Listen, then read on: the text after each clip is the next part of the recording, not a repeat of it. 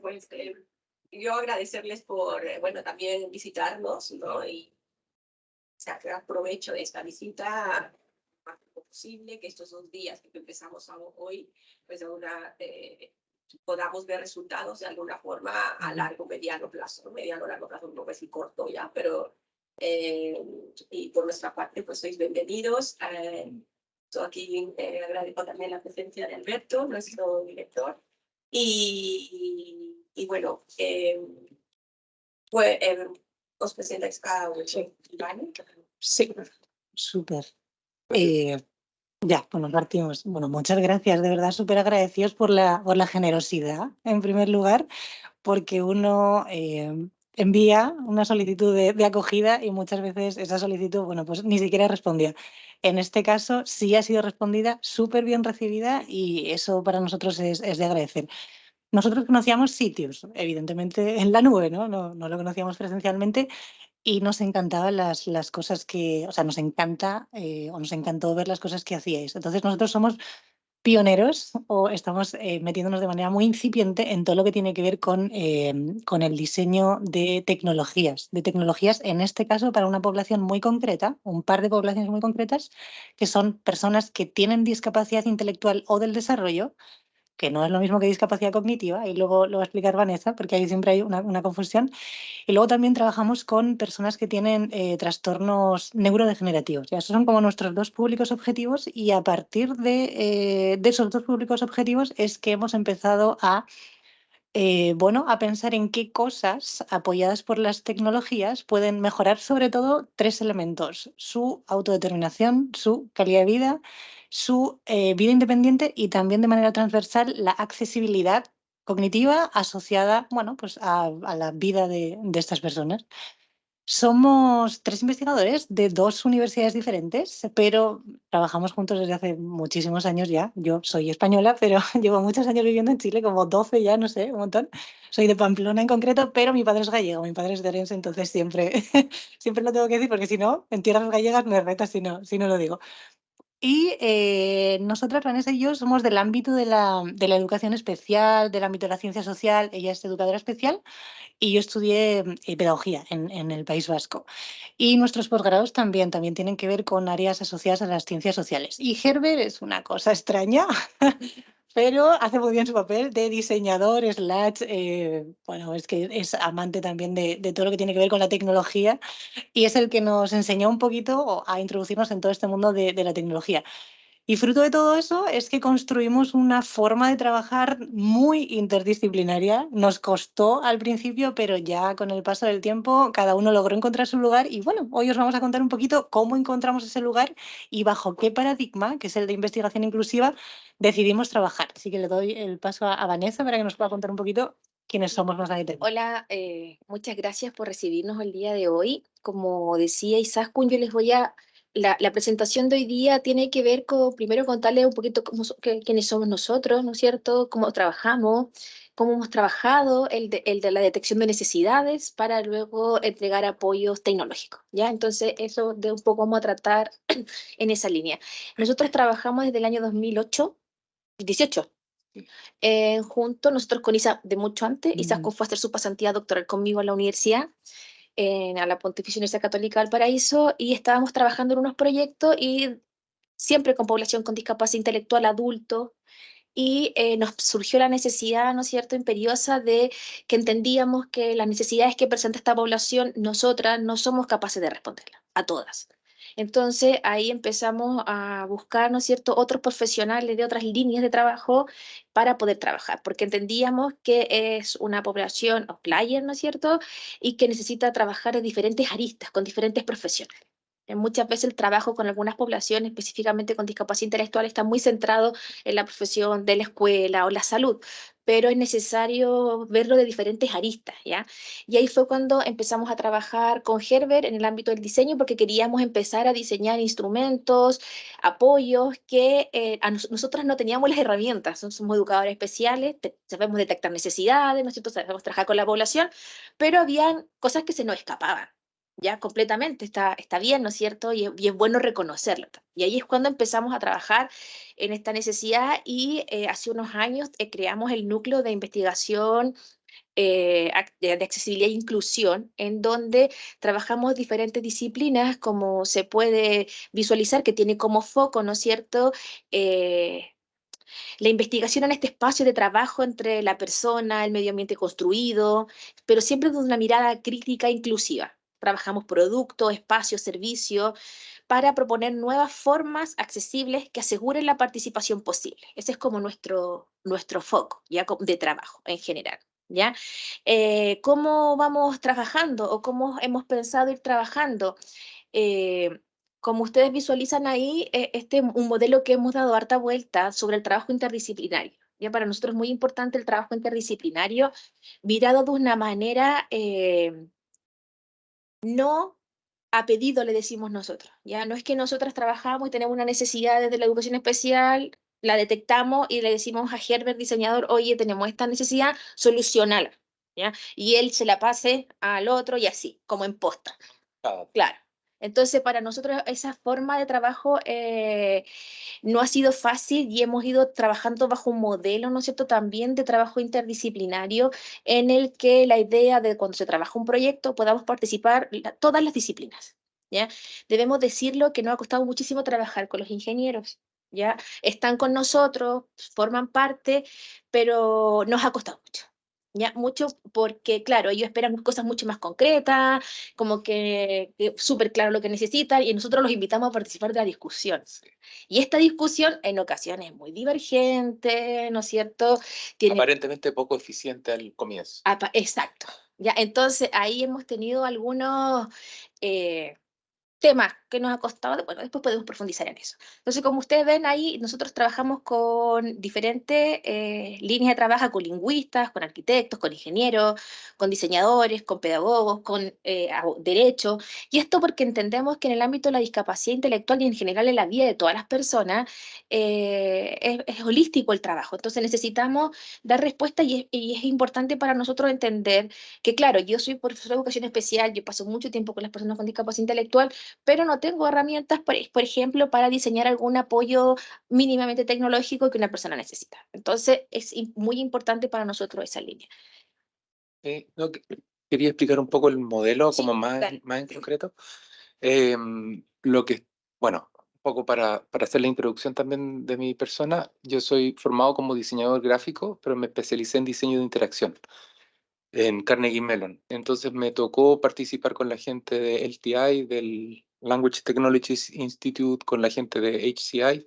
Entonces conozco también un poco la disputa y la dificultad de estas barreras disciplinarias que hay entre el diseño por ser considerado un poco más ambiguo, menos preciso en el lenguaje, que molesta un poco a la ingeniería que busca como converger rápidamente y avanzar de forma más pragmática. Entonces, este modelo de trabajo, de hecho, está robado de una mirada que se llama Research Through Design, ¿cierto? Investigación a través del diseño, donde el centro son estos constructos fronterizos que están presentes en distintas fases del proyecto. Puede ser constructos fronterizos conceptuales, por ejemplo, la accesibilidad cognitiva fue un constructo fronterizo conceptual en un tipo de proyecto, y todas estas disciplinas, todos estos círculos representan distintas áreas de conocimiento y distintos grupos humanos que entregan y reciben, pero que convergen ¿cómo sería?, concurrentemente en este objeto frontera, que va avanzando y va evolucionando en el tiempo. O sea, se trasciende el modelo de cascada en un modelo concurrente de una co-construcción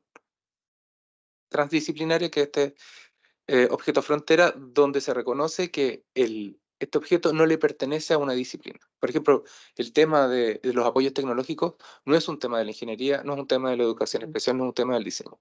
Es un tema que trasciende todo y cada uno le aporta con una arista. Entonces, a lo mejor es un poco ideal este modelo, pero dice, por ejemplo, para el grupo CESOR, que es este grupo celeste, que es el grupo de adultos con discapacidad intelectual, que forman parte del equipo, no son sujetos, sino que forman parte del equipo y que ya vamos a hablar más en detalle, ellos aportan experiencia empírica y reciben soluciones.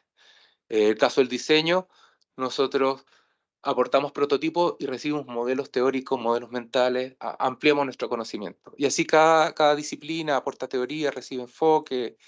La ingeniería puede aportar visiones tecnológicas y recibir oportunidades y casos de uso que enriquecen y que amplían y que traen nuevas preguntas. Entonces esa es la idea un poco de este constructo frontera, y esa línea vertical es esta membrana que tratamos de hacer la transferencia tecnológica hacia afuera. Entonces me imagino que este es un poco el modelo que deben tener ustedes. A lo mejor no le estoy contando nada nuevo, pero a lo mejor estábamos pensando, cuando estábamos preparando la presentación ayer, decíamos, ¿qué les puede interesar a los ingenieros? ¿Con qué le podríamos aportar? Y a lo mejor es cómo validar tempranamente las ideas y conceptos que podemos desarrollar en laboratorio, en investigación, y cómo podemos garantizar a lo mejor la aceptación y la transferencia, minimizando un poco el riesgo. Eh, bueno, esto es básicamente lo que queríamos. Ay, se me fue. Ahí. Sí. Lo que queríamos explicar con esto, porque nosotros trabajamos constructos o conceptos frontera, como mencionaba Herbert. Esos constructos o conceptos frontera son los que están en la línea, así como en el centro del slide. Y no es que a nosotros se nos hayan ocurrido investigarlos. Esto surge de la necesidad de ese grupo asesor del que hablábamos, porque es un grupo asesor, y me gusta llamarlo activo. No es un grupo asesor pasivo al que nosotros recurrimos cuando tenemos que validar un prototipo, cuando tenemos que levantar información. No. Es un grupo asesor que está presente en todas las etapas del proceso de investigación, que hay que hacerlas accesibles, porque tienen discapacidad intelectual. Eso es otra cuestión. Pero estos constructos, que es autodeterminación, calidad de vida independiente, accesibilidad cognitiva, investigación inclusiva, escritura creativa, vivienda accesible, cuidado, autonomía, estos surgen de las necesidades de este grupo, y por supuesto también luego validamos de manera externa con otras personas de las mismas poblaciones. Básicamente lo que queríamos representar ahí era, bueno, en los tiempos que llevamos trabajando desde 2016, bueno, qué constructos han ocupado qué tiempos y a partir de qué proyectos. Los circulitos en naranja son los proyectos que han financiado, afortunadamente, el desarrollo de tecnologías asociadas a esos constructos. Entonces, como veis, que vamos a profundizar en ellos mañana. Eso es importante. Hoy solo os vamos a dar una pincelada general de dónde estamos. Entonces, bueno, por suerte hemos podido obtener financiamientos públicos bastante buenos para poder desarrollar estas tecnologías. Algunas están más asentadas, otras son súper incipientes, pero igual el proceso asociado a llegar a esos diseños es bien interesante y es lo que os queremos contar hoy. Simplemente era para situar los constructos y conceptos frontera, nuestros objetos de investigación, y recalcar que no necesariamente surgen desde nuestra percepción o solo desde la literatura, sino que están validados y responden a necesidades sentidas de las poblaciones con las que nosotros trabajamos. Eso básicamente. Bueno, ya entrando en materia, cuando nosotros en el año 2015 con ISASCU empezamos a tener esta necesidad de que no éramos capaces de responder desde nuestra sola disciplina a las necesidades que veíamos con la población con discapacidad intelectual y el desarrollo, empezamos a entender, ¿no es cierto?, también la importancia de reconocer a otros en este proceso, y porque ya no queríamos, siendo bien sinceras, trabajar con familias ni con profesionales. ¿Ya? Nosotros queríamos trabajar con las personas con discapacidad intelectual y el desarrollo. ¿Ya?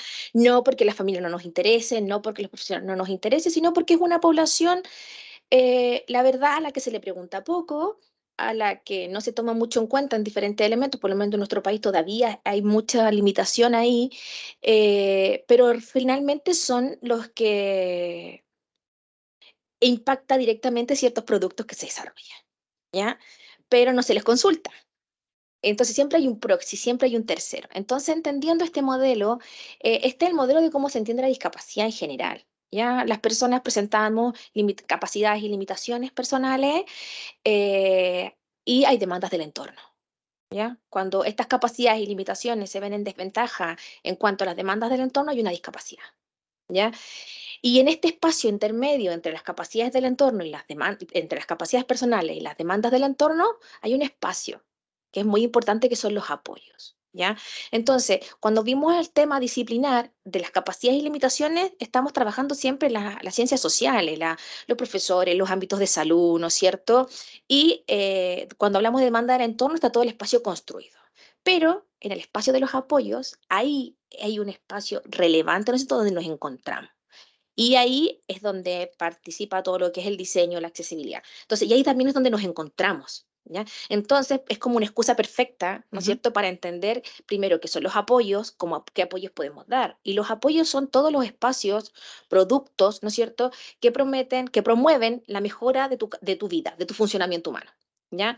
Si bien este es un modelo en el ámbito de la discapacidad, también es un modelo aplicable a todos nosotros, ¿ya? Entendiendo de que todos presentamos capacidades y limitaciones, hay demandas del entorno. Nosotros siempre decimos por qué los entornos son tan difíciles, por qué nos gusta hacer entornos complicados, ¿ya? No solo entornos físicos, entornos virtuales, ¿no es cierto? Diferentes tipos de entornos.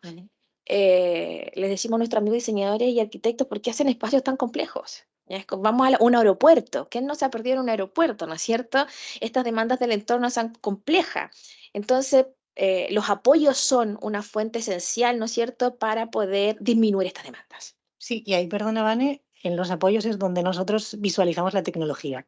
Pero la tecnología no como un fin. La tecnología es un medio para vincular el cuadrito azul con el cuadrito naranja. Ya es un apoyo, no es el fin, que siempre nos lo preguntan. Nuestro fin no es diseñar tecnología, o sea, diseñamos tecnología para algo, es el medio, porque a veces diseñamos apoyos no necesariamente tecnológicos. Entonces, ahí dentro de los apoyos, algunos de esos apoyos que nosotros diseñamos usan la tecnología porque evidentemente suma, pero no es el fin de nuestra investigación, es el medio a partir del cual nosotros damos respuesta a esas demandas del entorno a personas que tienen capacidades y limitaciones, bueno, pues personales.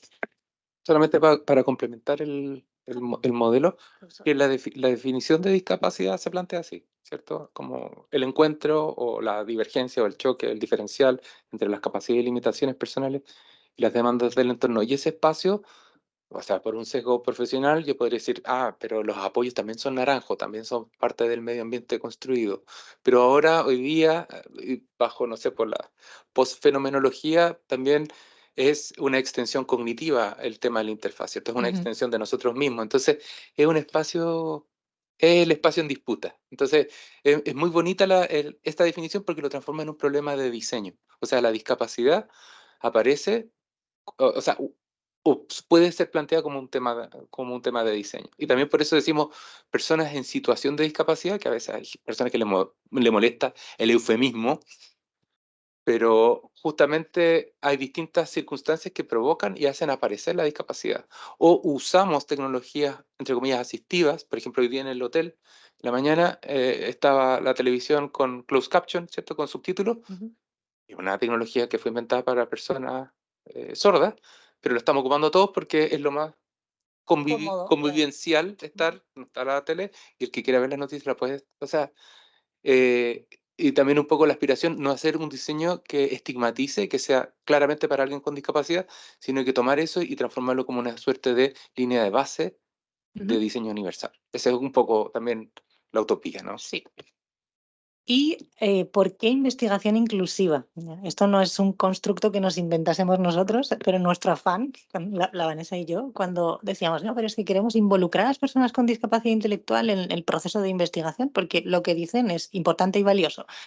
Pero claro, nosotros decíamos, ya, pero ¿cómo las implicamos? Porque estamos haciendo investigación, no estamos haciendo caridad, no estamos siendo buenistas, estamos haciendo investigación, por lo tanto, la rigurosidad no se puede transar, como decimos en Chile.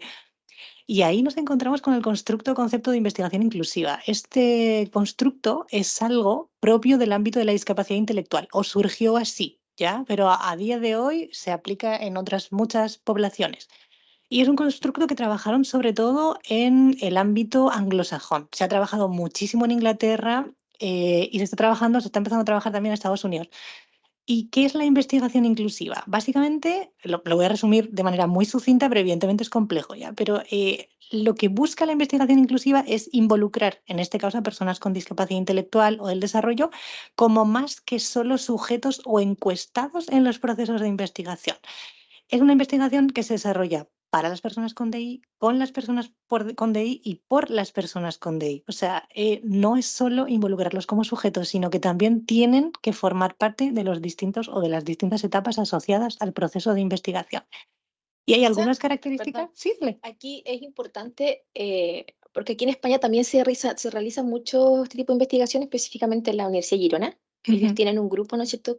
Nosotros vinimos a trabajar con ellos porque hubo todo un espacio de aprendizaje nuestro también en cómo se lleva a cabo, cómo se hace, porque pasa mucho, por lo menos a nosotros en el ámbito de la discapacidad intelectual, nos pasa esta de que este típico, ay, qué bonito lo que hacen, o hay espacios que de repente traen a personas con discapacidad, lo sientan ahí, ¿no es cierto? Y dicen, oye, esto es para personas con discapacidad, pero no se enteran de lo que está pasando en la conferencia, no se enteran, y entonces todo eso nosotros fuimos súper rigurosos en que eso no pasara, ¿ya? En que eso no sucediera.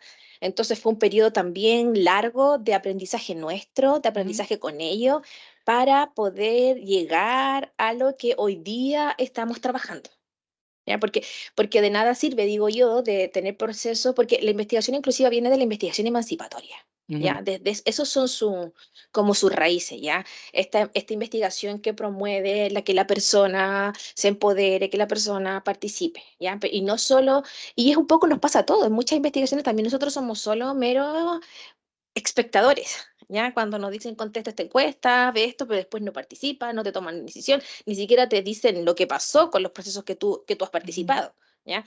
Y eso también tiene mucho cuestionamiento hoy en día, pero tiene que ver con ese espacio donde nosotros recogemos la investigación inclusiva que también está alineada desde el enfoque de derechos y lo que hoy día se pretende a nivel mundial que avance en el ámbito de la discapacidad.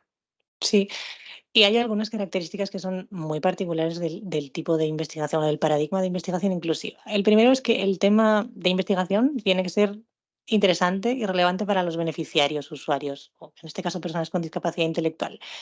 Es decir, que nosotros no tenemos que tener solo en cuenta lo que dicen los datos, lo que dice la literatura, sino que también tenemos que contrastar que evidentemente o efectivamente eso que dice la literatura o los datos que es importante, también es importante para las personas con discapacidad intelectual. Entonces, esto nos sirve para priorizar temas. A lo mejor, no sé, a lo mejor la literatura nos dice que es súper importante trabajar la calidad de vida de estas personas, pero resulta que para ellas es más importante, yo qué sé, ser funcionales a la hora de poder ir de un sitio para otro. Entonces, a lo mejor tenemos que empezar a trabajar la autonomía y preocuparnos un poquito más tarde por la calidad de vida. Entonces, a eso vamos con que tiene que ser de interés para los beneficiarios. Además, el proceso tiene que ser colaborativo. Lo que os decía antes, tenemos que tener súper claros cuáles van a ser los roles de las personas con discapacidad intelectual o cualquier tipo de usuario que involucremos en la investigación precisamente. Porque no basta con que participen una vez, necesitamos que su voz se valide y para eso hay que organizarlo súper bien y hacerlo de manera colaborativa. Luego os vamos a explicar cómo lo hicimos nosotros, que no es la única forma de hacerlo, pero es la que se nos ocurrió con lo que teníamos y nos resultó bien, tengo que decirlo. Los beneficiarios tienen que deben ejercer cierto control sobre las etapas. Nosotros como investigadores tenemos poder para tomar decisiones, ¿cierto? Porque somos investigadores, nos avalan ciertos años de experiencia, pero las personas con discapacidad intelectual también tienen que poder ejercer cierto control, ciertas decisiones con respecto al desarrollo del proceso de investigación, sin transar la rigurosidad de la investigación. Entonces, eso nos lleva a diseñar procesos de investigación inclusiva muy específicos. Y esta es súper importante, todo el proceso tiene que ser accesible. Las personas que van a formar parte de un grupo asesor o que van a involucrarse en la investigación necesitan poder participar. Y para que una persona con discapacidad intelectual pueda participar en un proceso de investigación, ese proceso de investigación tiene que ser accesible. ¿Cómo le explicas tú a una persona con discapacidad intelectual lo que es un enfoque cuantitativo o cualitativo? Porque todos los que investigamos sabemos diferenciar entre un enfoque y otro. Y si yo estoy diciendo que voy a involucrar a un tercero en el proceso de investigación, mínimo tiene que saber algo sobre los métodos de investigación. Entonces, hay que capacitarles, pero esas capacitaciones requieren accesibilidad. Entonces, no es fácil, no es sencillo diseñar procesos de investigación inclusiva, pero los resultados son muchísimo mejores. Y esto lo podemos decir con la boca bien grande porque tenemos muchos años de experiencia en esto. ¿Cómo pueden participar las personas con discapacidad intelectual en los procesos de investigación inclusiva o los beneficiarios? Ya os digo que a día de hoy esto ha salido del ámbito de la discapacidad intelectual y también hay otras poblaciones con las que se trabaja mediante un paradigma de investigación inclusiva. Pues sobre todo hay tres formas, ¿no? Tres formas de participar. La primera es que pueden participar como asesores. Si bien están presentes en todo el proceso de investigación, la participación es más puntual, ¿ya? Es más puntual, pero siguen estando presentes en todas las etapas. Colaboradores, ahí ya se va aumentando un poquito más la presencia de los usuarios, en este caso personas con DI, en los asociados a la investigación. Y luego como líderes, esto ya es que las propias personas con discapacidad intelectual son capaces de levantar temáticas de investigación que les preocupan y en cierto modo, por supuesto, mediado todo con los investigadores que no tenemos discapacidad, bueno, pues liderar o llevar a cabo esos procesos de investigación. Esto parece muy utópico, pero se puede. Ya nosotros lo hemos hecho. No sé si hemos llegado al liderazgo. Yo creo que estamos entre la colaboración y el liderazgo, pero de que se ha avanzado y de que se puede, pero todo pasa por cómo se diseña ese proceso. Sería que ellos y tengan una investigación. Ah, sí, eso es, efectivamente. No hemos llegado a eso. El modelo de investigación, ya más concreto, que después de todo este análisis que realizamos, ¿no es cierto?, que fue en ocasiones muy teórico, de entendimiento, de trabajo, nos plantea el siguiente desafío. En el centro están las personas, ya el trabajar con la persona, sus necesidades.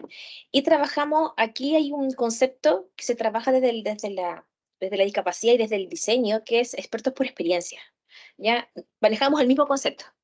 Entonces, nos hace coincidir, ¿no es cierto?, disciplinarmente muy bien, ¿ya? Y poder traspasar esto también hacia las otras disciplinas. Entonces, nosotros recogemos la experiencia de las personas con discapacidad y empezamos a trabajar en esta línea. Tomamos los lineamientos de la investigación inclusiva, trabajamos con un grupo asesor, partimos, pero también trabajamos desde un enfoque de codiseño. Puedo complementar un poco también ahí, que en el ámbito... No, un poco de agua, por favor. Sí. En el ámbito del diseño, en los últimos 30 años, yo creo, ha habido un movimiento donde progresivamente se van incorporando las personas a los procesos de investigación y la investigación, sobre todo, no sé cómo es acá, y después ya nos contarán, pero pasa de ser una investigación que está en el último segmento, que es de perfil evaluativo, ¿cierto? Hacer pruebas de usuario, análisis heurístico, etcétera, todas las metodologías que tienen que ver con esta iteración donde yo planteo mi solución, que me la golpeen, ¿cierto? Veo cuáles son los problemas y voy iterando, pero eso es una investigación evaluativa. Y esto que estamos planteando es una exploración más temprana, como exploratoria y generativa. ¿Ya? Entonces, no sé cómo lo ven ustedes. Yo digo que este es un movimiento que es bastante antiguo, pero no sé, hay otros contextos. No sé, en Rusia era una noticia hablar de diseño centrado en el usuario. Estaban como recién así como, wow, qué loco esto de incorporar al usuario. Entonces, es algo que ha ido progresando y lo que estamos planteando es que se genere conocimiento con las personas, no solamente en el ámbito comercial, porque, no sé, el diseño emancipatorio o diseño participativo de origen escandinavo tiene que ver con una mirada más socialista, no sé dónde, invitaban a las enfermeras a diseñar sus propios equipos, esos son los ejemplos más tempranos, ¿cierto? O sea, como tengo mi huella cívica como aporte a mi disciplina y esa es mi participación en el diseño, incluso una mirada cibernética de las cosas. Y en Estados Unidos, que es más centrado en el mercado, invito a los usuarios como clientes, entonces invito a los gamers a diseñar el próximo comando Xbox. Y por lo tanto, bueno, es distinto, ¿cierto? Pero en la práctica, como metodología, es diseño participativo, generativo. Es un poco la mirada de esto.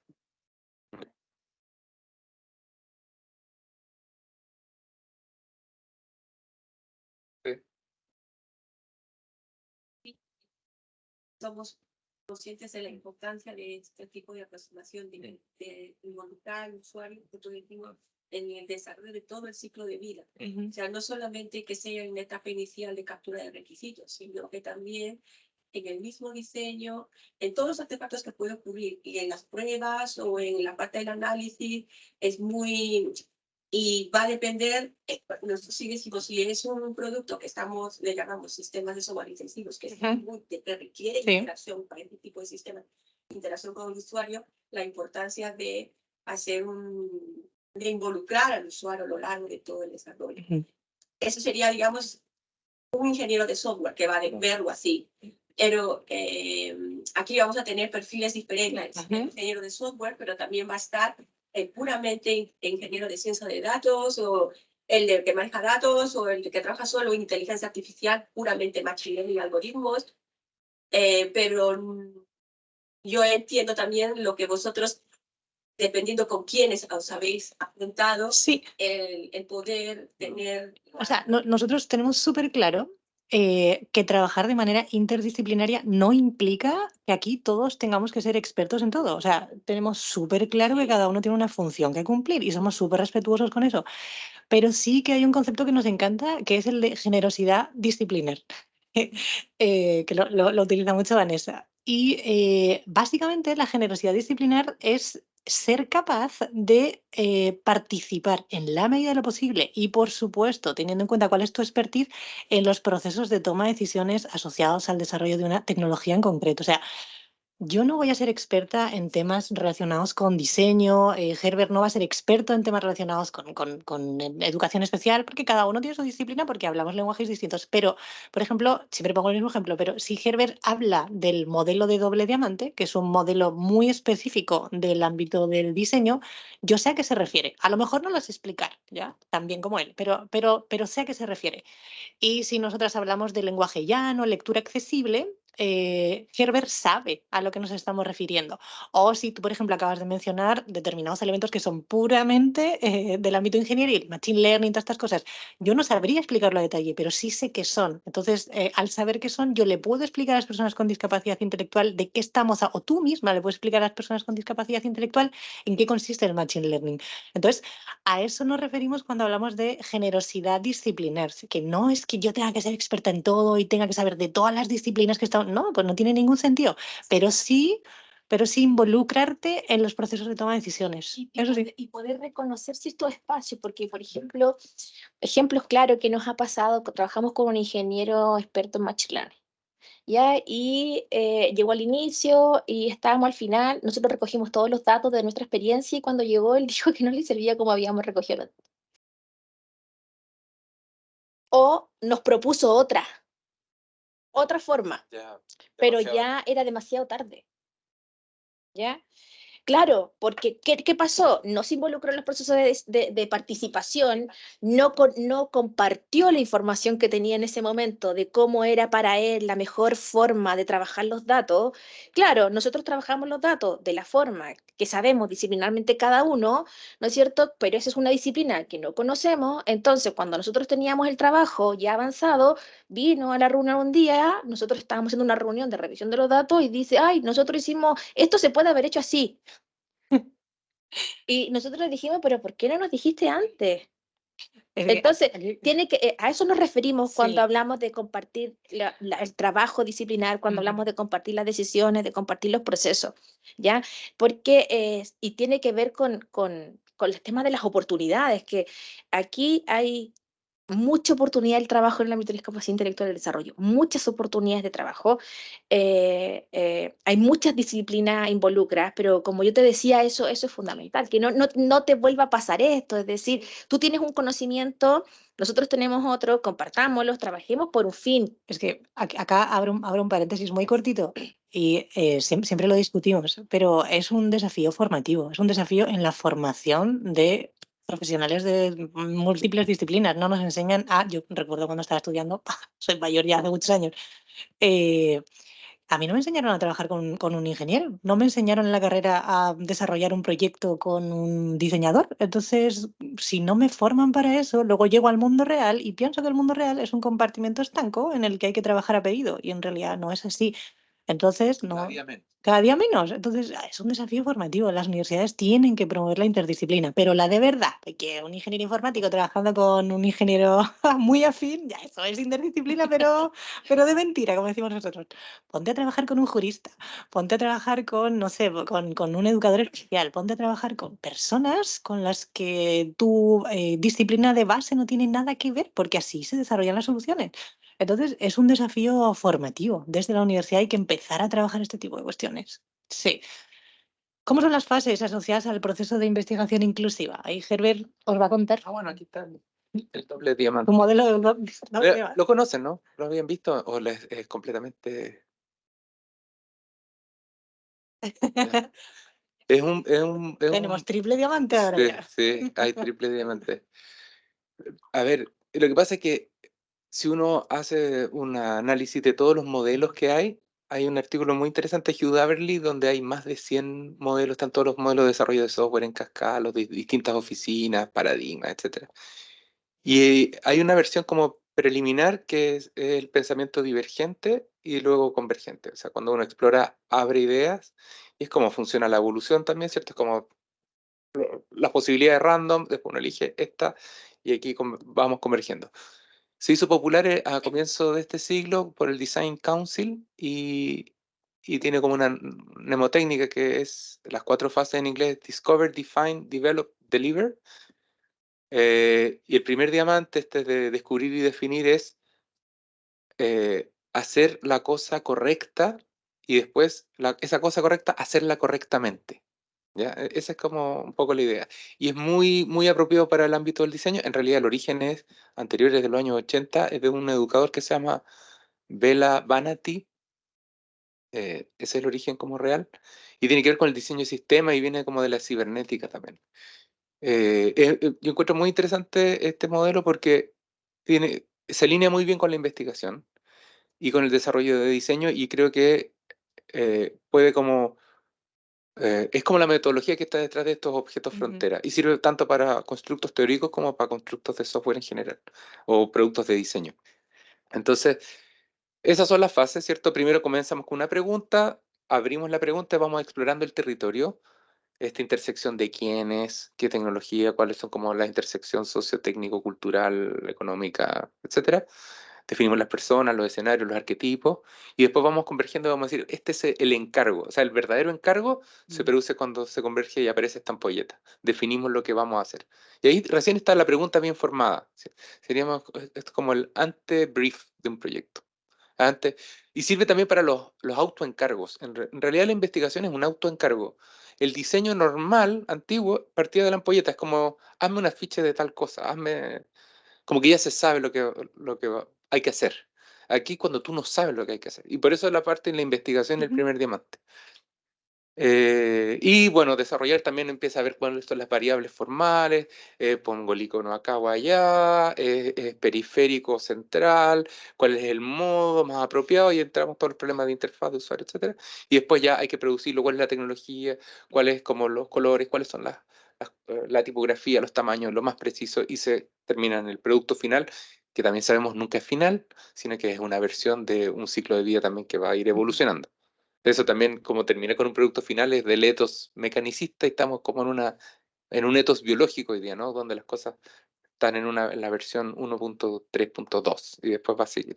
Sí, Y lo- solo para complementar, sí. perdón, que esas 2 fases del modelo del doble, o sea, del el doble diamante, en realidad es la forma en la que nosotros tuvimos de aterrizar las fases asociadas al proceso de investigación inclusiva, que son las que aparecen ahí. O sea, nosotros dijimos ya, los procesos de investigación inclusiva los vamos a llevar a cabo mediante talleres de preparación e inducción, talleres de diseño, de ideación y codiseño y talleres de validación y testeo. Y esa forma de trabajar o esas etapas o esos talleres los aterrizamos a partir del modelo de doble diamante, que es el que acaba de explicar Herbert. Sí.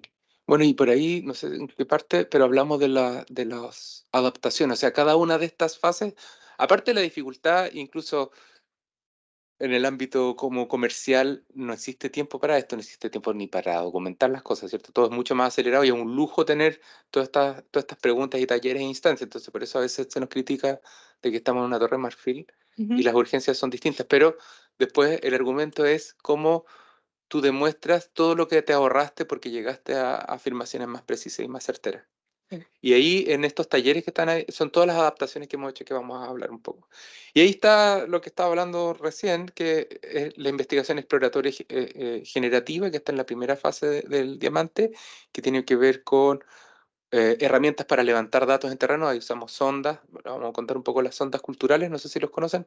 También Design Probes, que son sistemas de autorreporte y también son objetos de diseño en sí mismos. Cómo generamos ideas, talleres de generación de ideas, make tools o toolkits de codiseño, etcétera, toda esa parte generativa, y después la investigación evaluativa con cómo precisamos, afinamos el lenguaje y cómo, bueno, hacemos las clásicas pruebas de usuario, pero también con ciertas adaptaciones para las personas con DEI. Y aquí hay algunos ejemplos, desde talleres de preparación, desde talleres de formación de investigadores. Cuando hablamos cuando empezamos a trabajar con un grupo asesor, ¿ya? Nosotros, nuestro equipo de investigación está compuesto por investigadores con discapacidad y por investigadores sin discapacidad, ¿ya?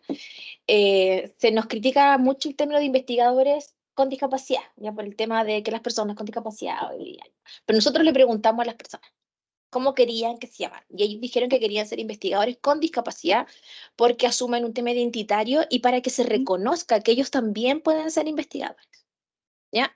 Entonces es un tema ahí entre complejo, ético, porque que no tiene a lo mejor que ver con la tecnología, que no tiene que, pero es un tema relevante, ya por lo menos para el ámbito que nosotros trabajamos, porque al reconocerse que son una población que tiene discapacidad y decirse investigadores con discapacidad, ellos promueven el trabajo con el colectivo también. Ya que eso es un tema importante y la investigación inclusiva hoy en día aporta al impacto social.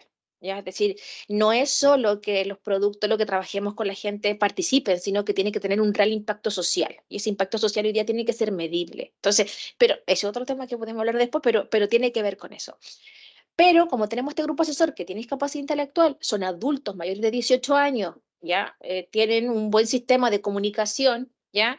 De comprensión. Algunos leen, no todos. Algunos se manejan solos en autobuses, otros no. ¿Ya? Sí, todos han tenido experiencias laborales. Este fue un poco el perfil con el que trabajamos y participaban en alguna agrupación, ¿ya? Para poder contactar con ellos. Pero, a pesar de tener todas esas características positivas, ellos nunca fueron formados como investigadores. No todos terminaron el colegio, entonces tuvimos que tener una fase muy importante que es la fase de preparación, ¿ya? Trabajar lo que es investigar, tenemos un curso de investigación inclusiva destinado a personas con discapacidad intelectual. Exacto. Tenemos un curso que lo estuvimos probando el año pasado con Izaskun y otra colega con un grupo de mujeres, porque también tenemos un grupo de mujeres con discapacidad intelectual que trabaja con nosotros, diferente de este grupo, pero ahí solo somos mujeres. No me invitan. No. Todavía no. Las chicas con discapacidad intelectual decidieron que todavía no querían invitar a varones, pero nosotros lo propusimos, ¿ya? Pero después le podemos contar eso si quieren. Entonces tenemos este curso para prepararlos, para saber cómo se hace una pregunta, cómo se genera un objetivo, cómo se identifica una necesidad, porque en el grupo de mujeres salió muy bien. Las primeras necesidades eran saber sobre el horóscopo, saber sobre, no sé, sobre cómo encontrar un empleo. Hasta hemos llegado a preguntas, ¿existe diferencia entre un trabajo de una persona con discapacidad intelectual a una persona sin discapacidad? Entonces fuimos evolucionando muy notoriamente en cuáles eran las preguntas que ellos hacían y cuáles eran estas preguntas de investigación, ¿ya? Y eso se logra con este proceso de formación, ¿ya? Con visualización prosocial. Claro, con visualización. Entonces vamos preparándolos a ellos en el proceso de investigación y en la construcción de los constructos, ¿ya? Hemos querido trabajar autodeterminación. Ellos han dicho que necesitan tomar decisiones, que son adultos con discapacidad y no los dejan tomar decisiones, no les dejan saber que, por ejemplo, les limitan el uso del WhatsApp o les limitan el uso de las redes sociales, pero sin saber la profundidad. Entonces tuvimos que preparar lo que era autodeterminación, ¿ya? Para esto nos apoyamos del grupo asesor que está en Girona. Ellos llevan muchos años trabajando en esto, entonces ahí nos fuimos colaborando entre diferentes equipos de investigación, ¿ya? Luego está la fase de exploración, ya nosotros salimos al mundo, por así decirlo, hemos identificado las preguntas de investigación, ¿no es cierto? Y luego nos vamos a explorar. Lo que hace todo investigador, ¿no es cierto? Sale a terreno, ¿ya? Pero para salir a terreno necesitamos ciertas herramientas que sean accesibles y que les permitan a ellos recoger información, ¿ya? Aquí estamos trabajando con el metro de Viña del Mar. Tenemos una aplicación que vamos a ver mañana de dónde sale esto y teníamos que ver cuáles eran las necesidades de las personas al transportarse, ¿ya? Porque era muy poco accesible, las personas no lograban transportarse por sí mismas. En el metro. En el metro. Muy difícil. ¿Ya? Entonces nos fuimos al metro y vimos cuáles eran estos espacios. Y ahí entra el diseño, crea la sonda, nosotros transformamos la sonda a lenguaje fácil, ¿ya? Luego los ingenieros nos ponen un poquito de tecnología en el uso del celular para que sea más interactivo y se genera un producto diseñado por todas las disciplinas. Sí, puedo hacer una pequeña digresión de acá, como un paréntesis. A lo mejor nos van a criticar, lo van a encontrar súper autorreferente. ¿Por qué? Porque el método de diseño, que es la sonda, fue diseñada en varias iteraciones. A ver, ¿cuál era el tema acá? Accesibilidad cognitiva de los servicios públicos, tema relevado por ellos. Eso es lo más importante, transporte era una de las categorías más importantes. Entonces, ¿qué pasa? Que para navegar por este servicio público, la sonda se fue transformando en una especie de acompañante, en una especie de guión, para poder ir evaluando. Cuando tú tienes este es un sistema donde ellos iban reportando y iban evaluando la accesibilidad de este servicio. Y a su vez la sonda iba guiando cómo tenían que recorrer de forma sistemática para que la evaluación fuera buena. Y ahí hicimos varias iteraciones y ese instrumento de investigación se transformó también en un producto. O sea, esta sonda evolucionó a ser una aplicación para evaluar accesibilidad cognitiva a los servicios, que fue la primera aplicación que hicimos con este problema, digamos, que sea además cognitivamente accesible. O sea, tiene un... Por ejemplo, una de las preguntas que había acá era, tú llegas al metro y buscas el letrero, ¿cómo se llama la estación? Y no tenía nombre, por ejemplo. Entonces, ¿qué se hacía? Se colocaba si o no tenía letrero, era visible el nombre, se sacaba una foto, ya donde ellos pensaban que tenía que estar el nombre o dónde era el nombre, y eso después nos entrega la información a nosotros para saber cuáles son las estaciones. Entonces, así vamos trabajando con ellos diferentes herramientas, y la verdad que funciona bastante bien. ¿Ya? La hemos usado, la hemos replicado, se la hemos robado al diseño, la Igual verdad. teníamos, por ejemplo, varias ideas de cómo evaluar. Entonces, una hipótesis de investigación era, mira, ¿sabes qué? Vamos a poner como un slider con caras para ver cómo se entiende. Y resultó ser que las caras eran lo más complejo de interpretar porque cuando hacíamos...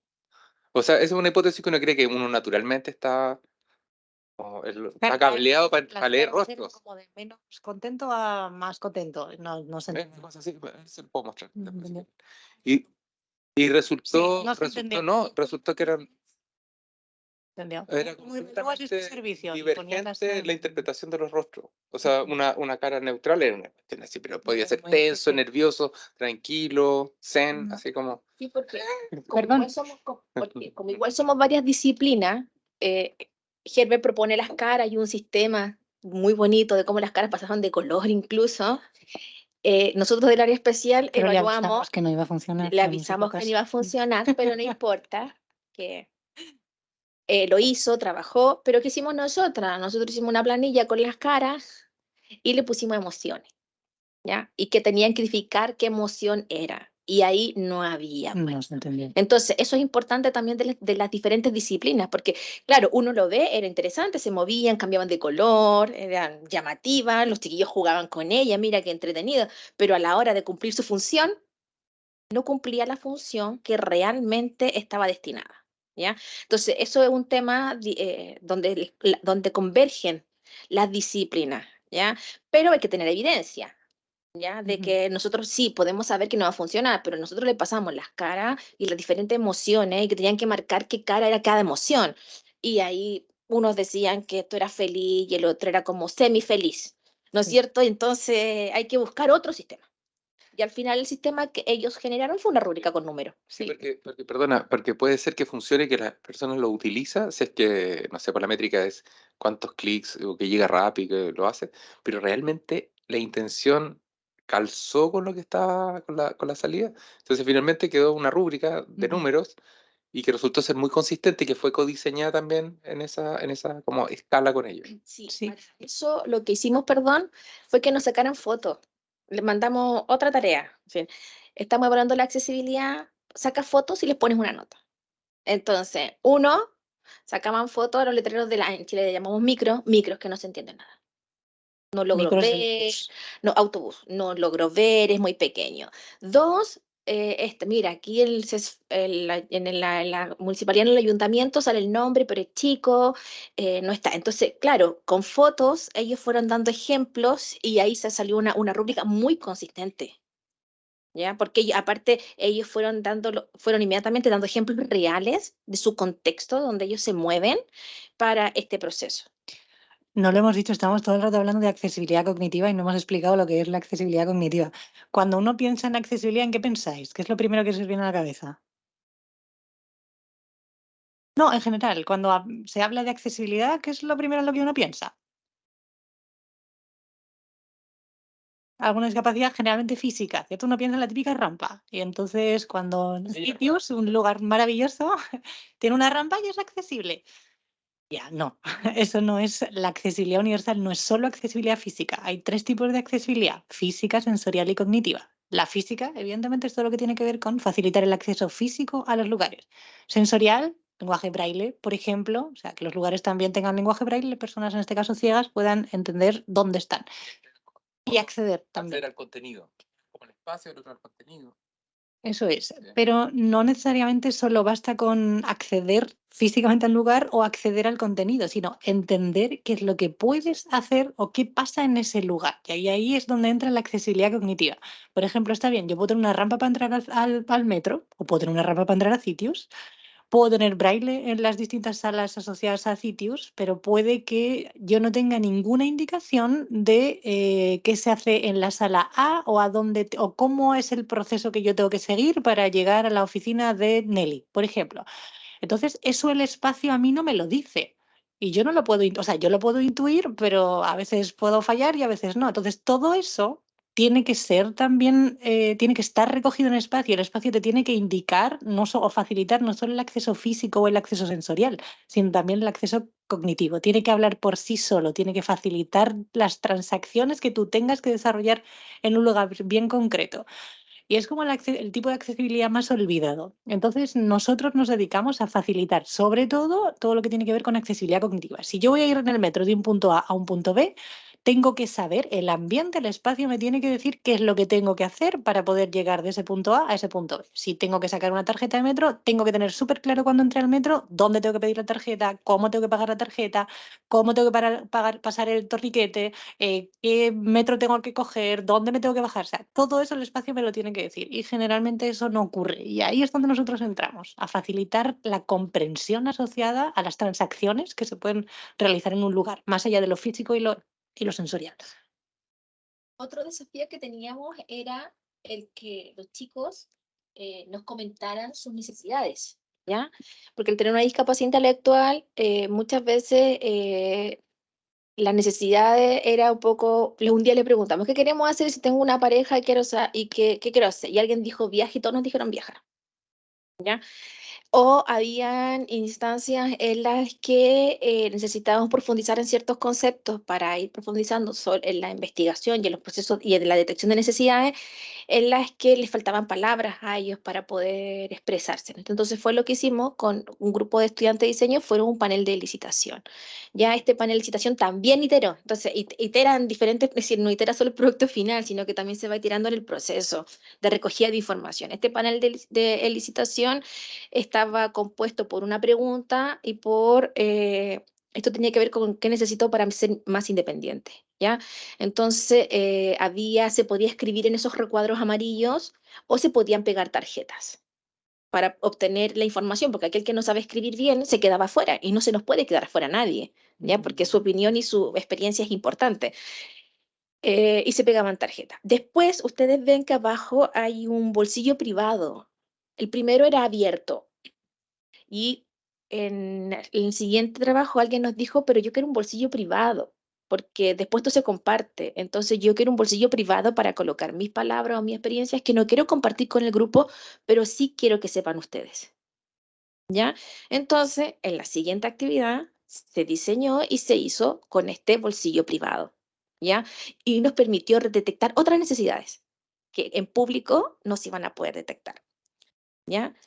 Para que la persona que primero habla influye a todo el resto, entonces queda como distorsionado el levantamiento de información. Sí.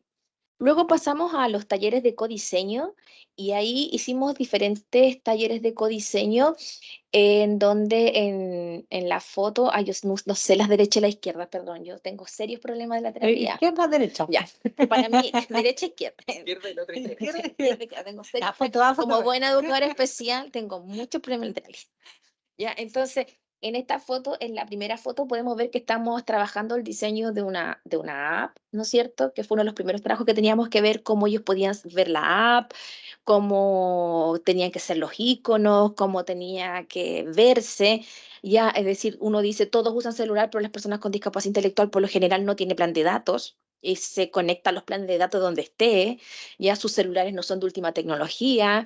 Entonces, todas esas cosas tenemos que irlas revisando. Y en la segunda foto hicimos un taller sobre codiseño porque diseñamos un lenguaje pictográfico, ¿ya? Que se lo vamos a explicar después, si no me equivoco, mañana.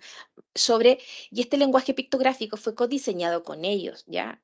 Nosotros hablamos de lenguaje pictográfico, no de pictogramas, porque son pictogramas de interacción, ¿ya? No es una sola imagen, sino No que es se algo construye, estático. ¿ya? Y se construye y es dinámico y ustedes lo pueden construir. Después se los vamos a mostrar. Y lo interesante es que en este proceso de codiseño de los pictogramas nos separamos en 3 grupos, trabajamos 3 grupos y los 3 grupos siguieron el mismo patrón de trabajo, ¿ya? Para el desarrollo. Sin nosotros, ¿ya? Nosotros nunca habíamos hecho un taller de codiseño de pictograma.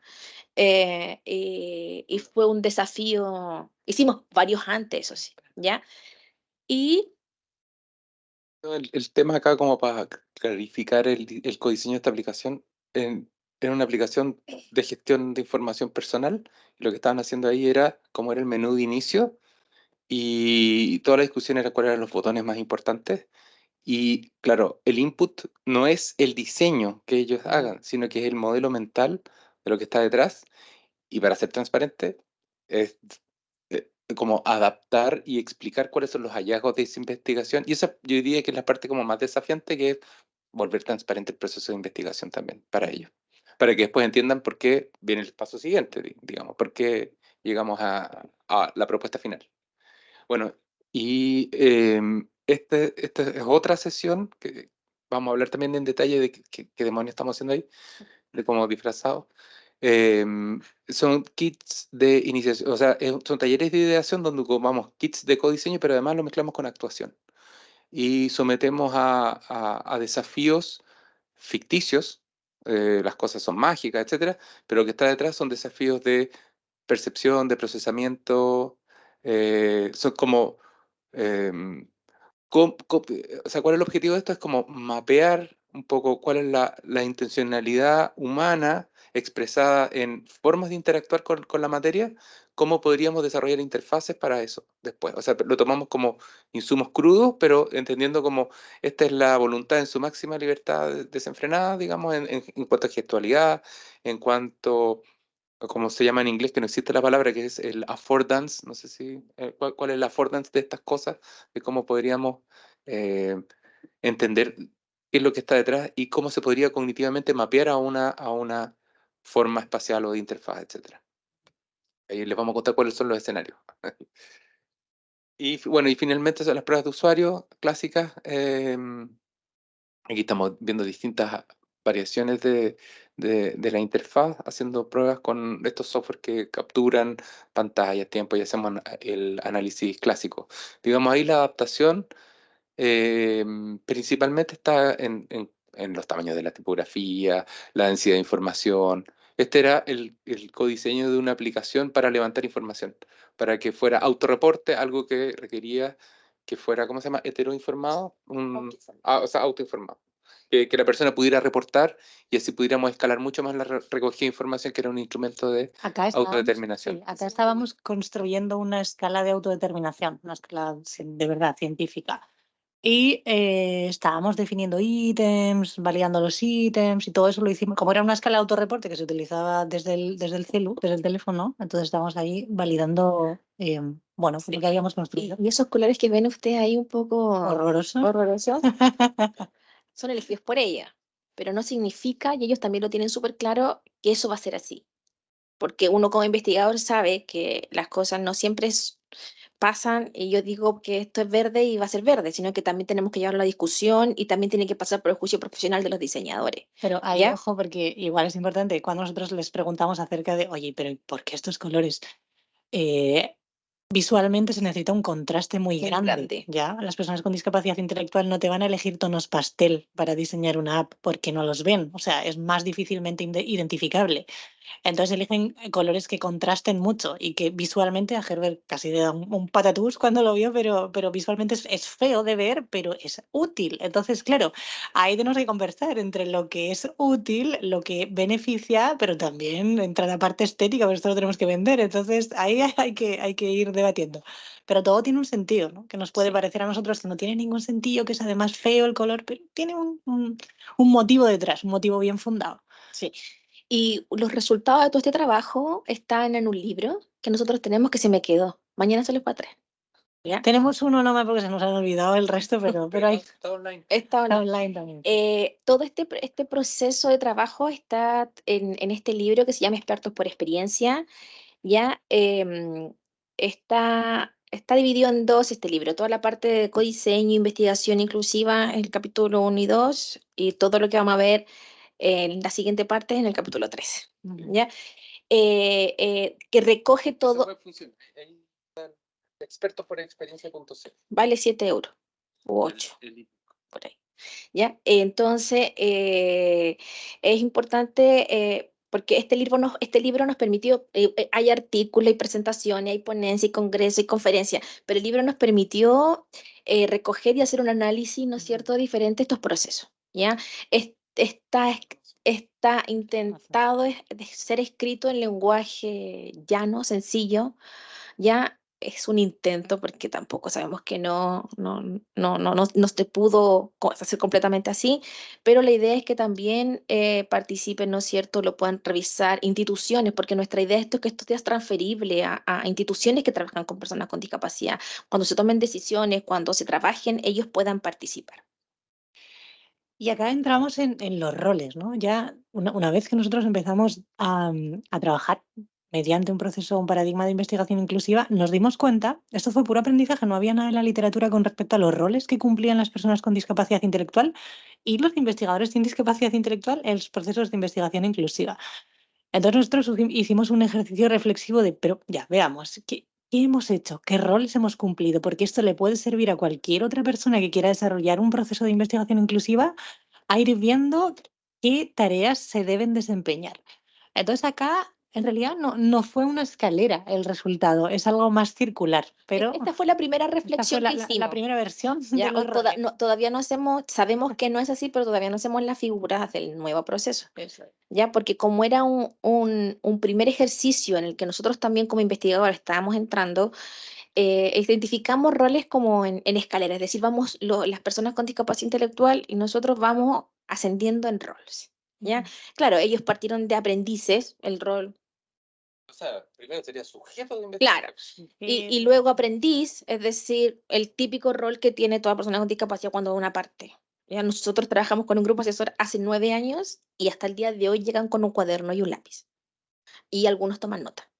¿Ya? Y somos los profes y ellos hacen las tareas. Exacto. Todavía, a pesar de que hemos trabajado, ustedes van a ver, han presentado en congresos, ellos están con Ujú. nosotros, van en posiciones, pero cuando trabajamos, todavía llegan con su lápiz y toman nota.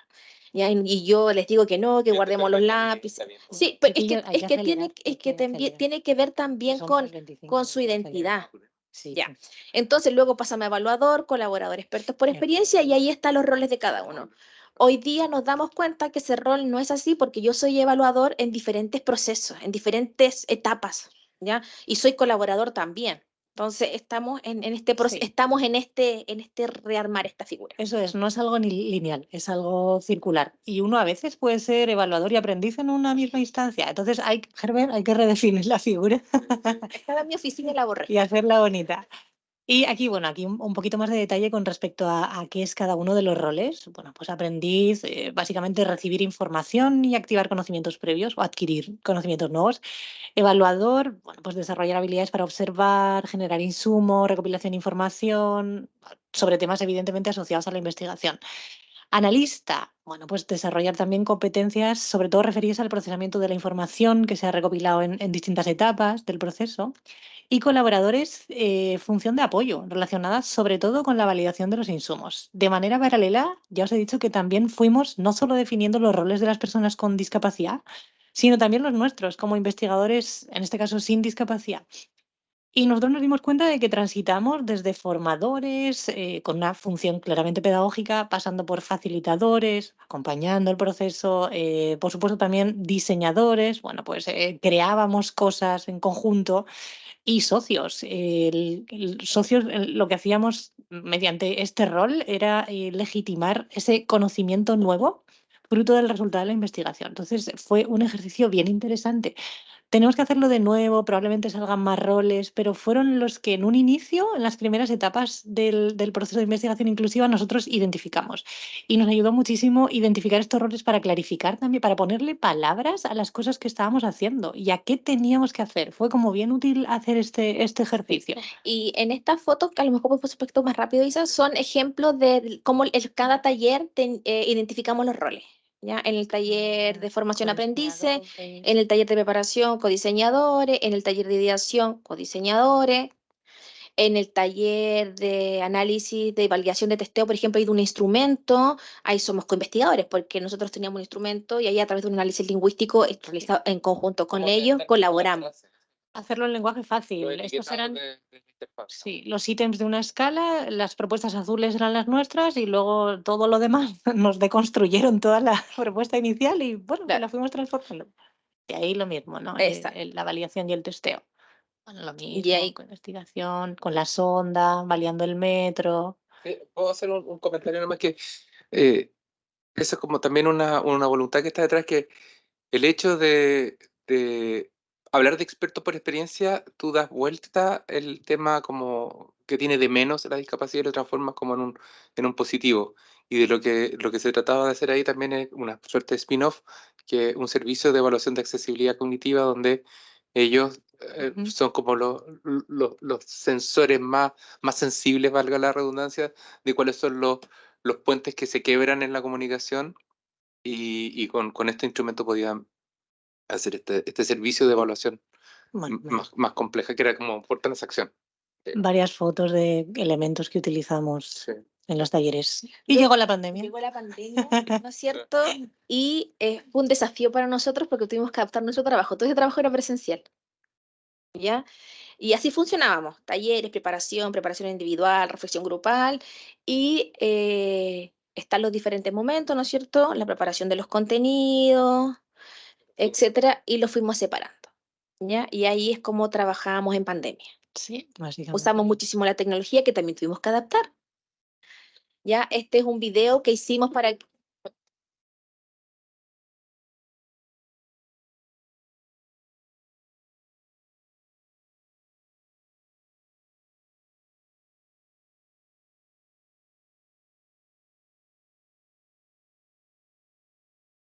La voz de la Pauli.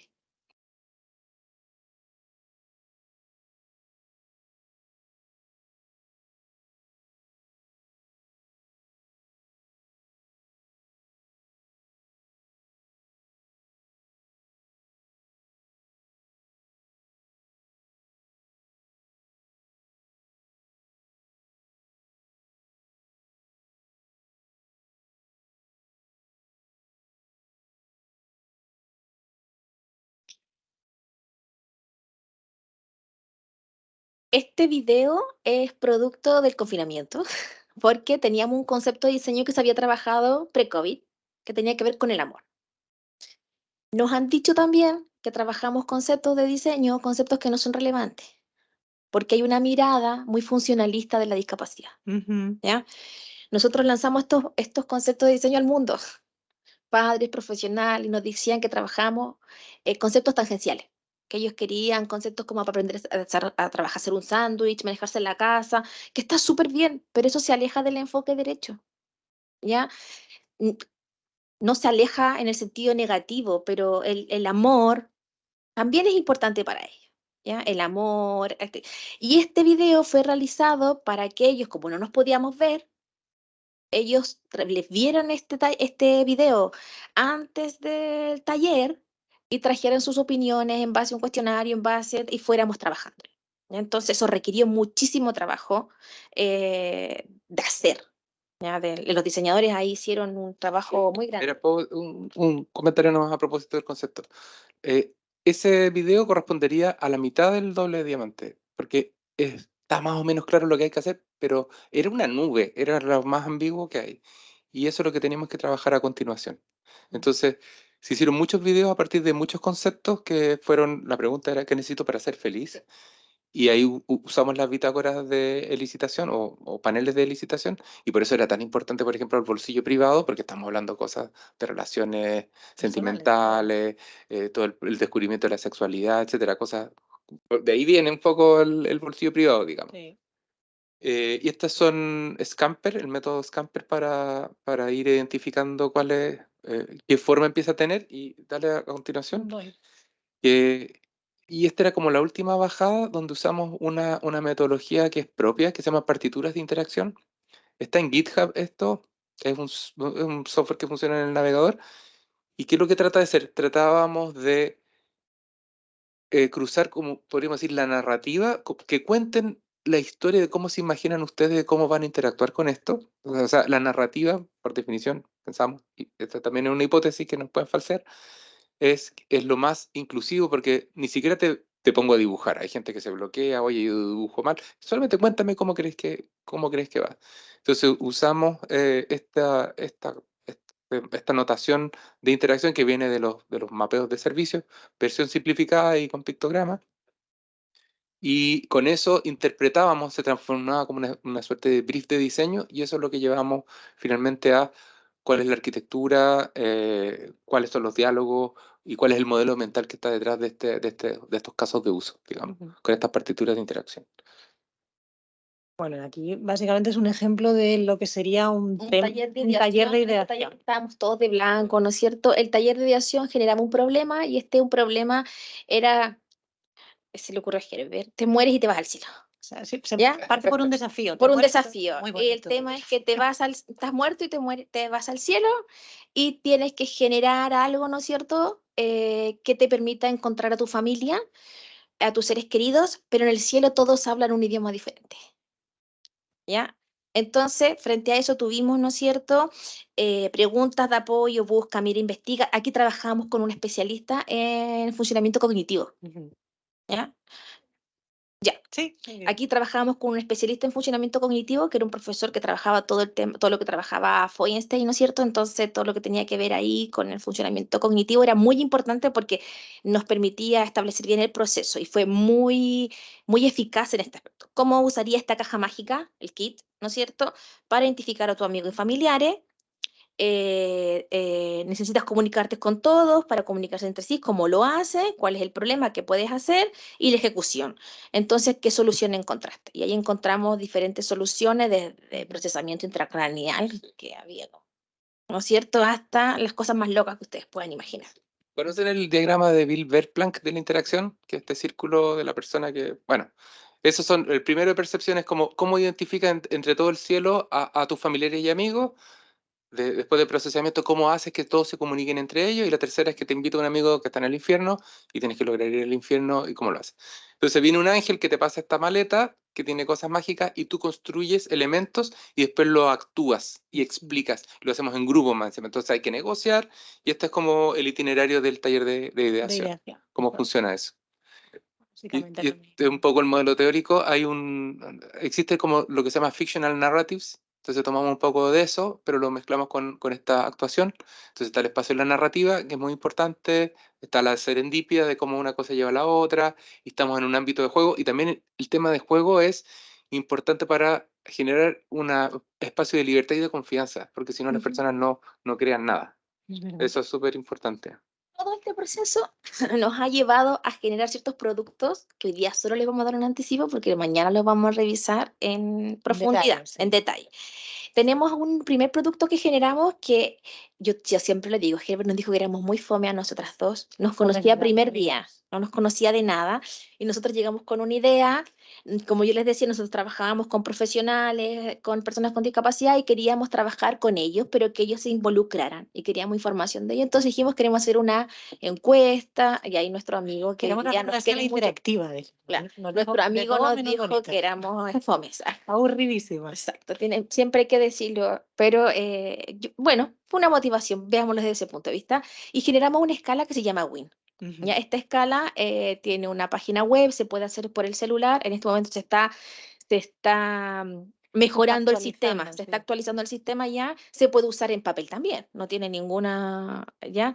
Pero la responden las propias personas con discapacidad, fue diseñada con ellos, Ujú. ¿ya? Ese análisis lingüístico que ustedes vieron, parte de Es este. accesible cognitivamente, les entrega un autorreporte también, bueno, tiene una plataforma asociada que la institución puede revisar Claro, para exacto. mirar. Ese es uno de los primeros que hicimos. Otro producto fue Pictos, la app de Pictos, que mañana vamos a verla muy en detalle, pero básicamente es una aplicación web progresiva que hace que los servicios públicos sean cognitivamente accesibles. Y esto no solo beneficia a las personas con discapacidad, sino a cualquier persona, migrante, adulto mayor, un niño que quiera hacer servicio, o sea, uso de un servicio público usando Pictos, mejora la experiencia. Bueno, Pictos existe, ya funciona, está instalado en este caso en un CESFAM. Un CESFAM es como un centro de salud. En un varios centro de salud CESFAM. familiar. Centro de salud familiar, sería un centro de salud parecido aquí. Tenemos Lectogram también, este es otro producto. Este está en proceso de diseño, o sea, en proceso de diseño. Está cambiando su versión original. También recibimos fondos para desarrollar Lectogram. Básicamente funciona con pictogramas. Esos pictogramas se escanean con un dispositivo. Esta es la versión inicial, luego mutó. Y ayudaba, en este caso, a personas con discapacidad intelectual a poder ejecutar actividades dentro del hogar, ya de manera autónoma. Por ejemplo, había un pictograma al lado de un hervidor. Ah, ya, perdón. Ah, sí, mira. Por ejemplo, ya yo me tengo que lavar los dientes, entonces con mi lectogram acerco el lectograma a ese pictograma y me dice ya, paso número 1 para lavarte los dientes, abre el grifo. Paso número 2, mete la mano dentro del grifo. Entonces, en 3, 4 pasos le dice a la persona de manera auditiva qué tiene que hacer para poder completar la tarea. Puede parecer una tontería de apoyo, pero de verdad fue muy útil. Esto mutó ya, pero esta fue la idea original, otro producto que desarrollamos. Eh, pero evidentemente, asociada a todo este proceso de investigación inclusiva, pues claro que hay barreras. O sea, no es todo bonito. Hay muchas cosas que nos han salido bien, pero otras que no nos han salido tan bien, y muchas de ellas tienen que ver con, bueno, barreras del entorno, incluso barreras personales. Hay mucho prejuicio social, hay muy poca credibilidad con respecto a este enfoque porque, ¿pero ¿y cómo hace riguroso algo que involucra como co-investigadores a personas que tienen discapacidad intelectual? O sea, esta pregunta, ese cuestionamiento nos lo han hecho mucho. Sí se puede, porque nosotros, yo lo he dicho desde un principio, adaptamos todo el proceso, capacitamos a las personas, entonces sabemos de lo que estamos hablando y es perfectamente válida la investigación. Ya.